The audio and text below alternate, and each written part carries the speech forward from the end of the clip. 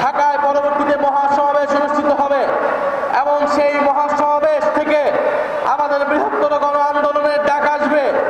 আমরা স্পষ্টভাবে বলেছি, এই সরকারকে আমাদের পক্ষে আর সহযোগিতা করা সম্ভব হবে না যদি না তারা গণভোটের গণরায় বাস্তবায়ন করে। ফলে আমরা আশা করব, সিলেটবাসী যেভাবে জুলাই বিপ্লবে যেভাবে রক্ত দিয়ে এই পুণ্যভূমি রক্ত দিয়ে দেশের গণতন্ত্র এবং সার্বভৌমত্বের পক্ষে দাঁড়িয়েছিলেন, আবারও সংস্কারের পক্ষে গণরায়ের পক্ষে আপনারা দুর্বার আন্দোলন গড়ে তুলবেন ইনশাআল্লাহ। এবং এই সরকার যদি জুলাই সনদ বাস্তবায়ন না করে, গণভোটের গণরায় বাস্তবায়ন না করে, আগামী 5 বছরের মেয়াদ তারা সম্পূর্ণ করে যেতে পারবে না।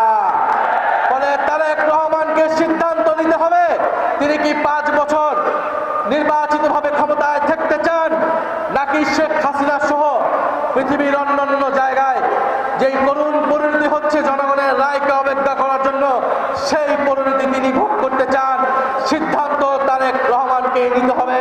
ইনশাআল্লাহ দেখা হবে বিজয়ে। এবং বিএনপি সমর্থিত কিছু দালাল বুদ্ধিজীবী তারাও প্রচার করছে দেশে সংশোধন প্রয়োজন, সংস্কার প্রয়োজন নেই। কিন্তু দেশের মানুষ সংস্কারের জন্যই জীবন দিয়েছে।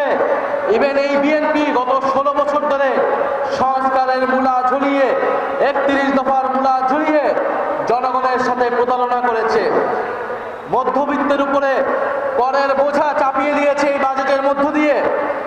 দেশের মানুষের যে অর্থনৈতিক সংকট, সেই সংকট থেকে উত্তরণের জন্য আন্তর্জাতিক যে সহযোগিতা প্রয়োজন, সেই সহযোগিতা সরকার পাচ্ছে না, কারণ সরকার সংস্কার করবে না।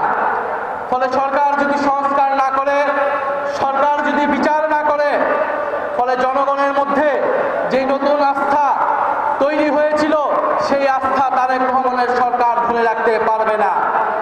ফলে আমরা সরকারের কাছে আহ্বান জানাবো, আপনারা দ্রুত সময়ের মধ্যে গণভোটের যে গণরায়, সেই